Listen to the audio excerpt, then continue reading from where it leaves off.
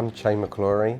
I'm a master goldsmith, and with Debbie we trade under the name the Goldsmith Guy. I'm Debbie McKernan. I'm a fine jewellery specialist and visual merchandiser, and together we bring different assets to the business.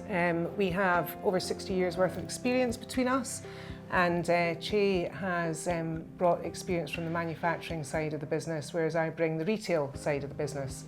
My mum was my inspiration really for jewellery. I was actually almost a professional athlete before I fell into jewellery, a little bit by default, but my mother was always loved her fashion and her jewellery, and I think subliminally there was a little message being read to me over the years with my mum, and I ended up in a job as a default in a retail jeweller in the city centre. It was only meant to be a part-time job for a short period of time, and lo and behold, within I think about 6 months of being there, I just fell in love with it. I fell in love with everything about it.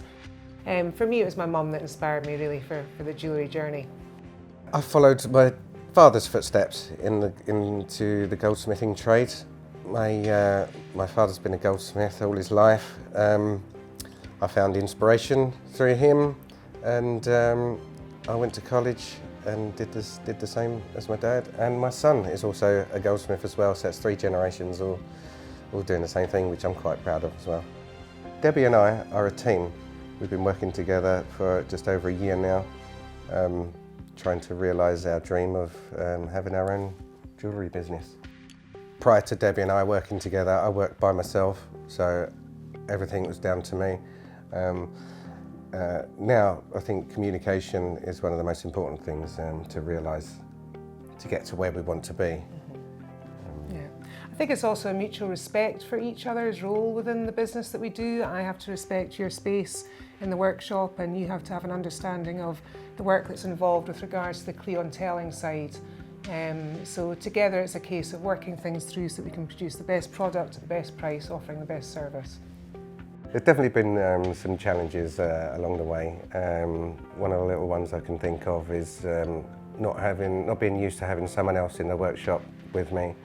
And Debbie obviously didn't really understand some of my workshop etiquettes and just where tools lie, and she was doing what she thinks is a good job by tidying up, and of course then I can't find the tools that I need for my job, so that's one little bridge we had to cross at the time. And needless to say, I've not done it again since.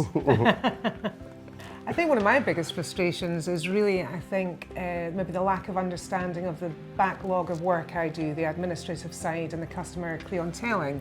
I think quite often, Chay maybe sometimes think I just meet the client, spend 20 minutes with them, come back, and then he does the rest of it. But actually there's a whole catalogue of conversations that are going on, managing clients' expectations, and also it's the after service as well. I think quite often I see Chay finish a job and then to him that's the job done, whereas to me it's about building and nurturing that relationship with our new clients, so I have to continue to do that service. And I think sometimes being a craftsman you forget about that, that client relationship.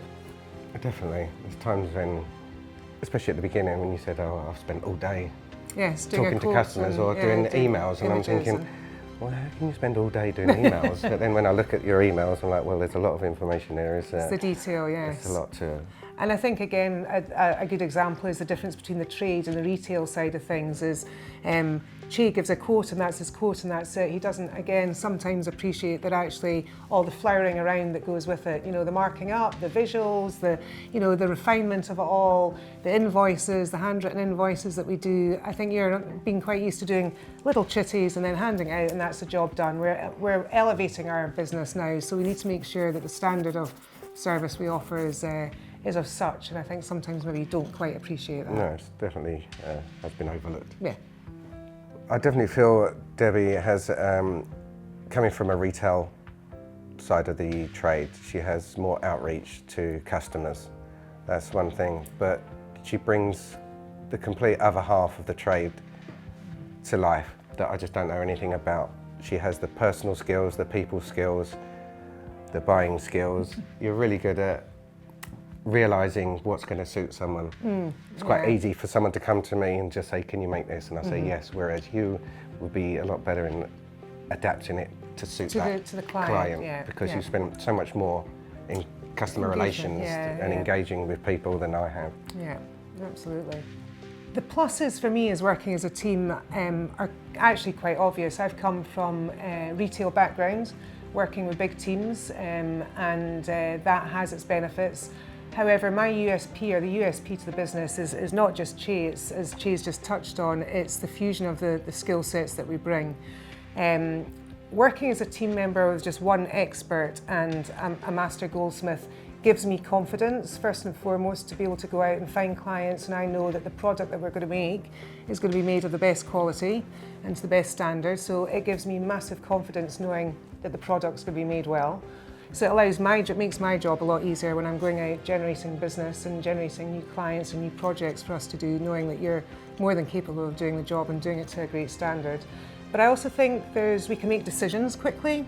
If something's presented to us, we don't have to go through, in previous jobs when you're in a retail environment, you often have to go through several meetings and several teams to get an answer. We can come together at the end of a day, make a quick decision, make the right decision, and then implement it the following day. So there's actually a lot of benefits of just having the two of us working as a small team. Having made jewellery for 30 years, just a couple of months ago was the first time I've ever had to turn around and say, do you think we're doing the right thing? Do you think this is actually the right direction that we're going in? Because we've had a few issues, we've had a lot of hurdles to jump through, not just with work, but health as well. So we've had to put a few things on the sideline. But we've had some difficult times where we've wondered whether it's worth us both going back into employment or keep on pushing on with our business. The financial side, you know, there's very much with any business. When you're self-employed, you know, you have months where you're very positive, very buoyant financially, and then you have other months where jobs don't come through for a while. I think one also has to understand that, you know, things aren't made overnight. We often, when we get a go-ahead with a job, it's often 4 to 6 weeks. So if there's that delay from a payment perspective, that can put a bit of pressure on the business as well. So there's been a number of issues the past 6 to 8 months that we have been questioning whether it's actually something we can get through and make a success of, or change, and how do we change it to work, you know, well for us, and you know, what do we do to amend it? To beat that, it was a case of a bit of reflection. I think individual reflection first.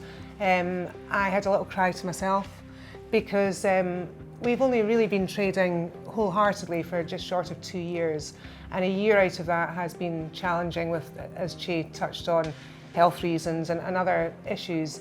And I believe in us, and I don't want us to fail. I think it's a case of we sat down after a wee sob.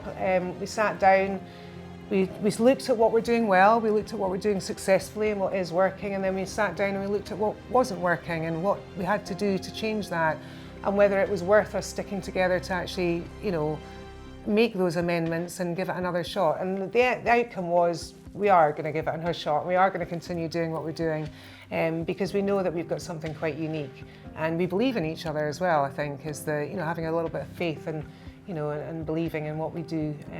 I think it's often very difficult to try and keep strong and to try and envisage yourself when things are challenging. However, I think you've got to just, if it's something you're passionate about and you're being taught by the right people, if you're being educated by the right people, they should be instilling strength in you, they should be instilling confidence that what it is you're doing is the right thing to do and to continue your beliefs. So it's just a case of hanging on in there, believing in yourself and surrounding yourself by people of similar ilk to you and similar passion to you. And you'll get through these hurdles. There'll be times that, you know, of course, you're going to question everything, pack it all in, but actually, you know, if you just keep digging your heels in, turn a corner, you know, if you fix it, if you build it, it will come.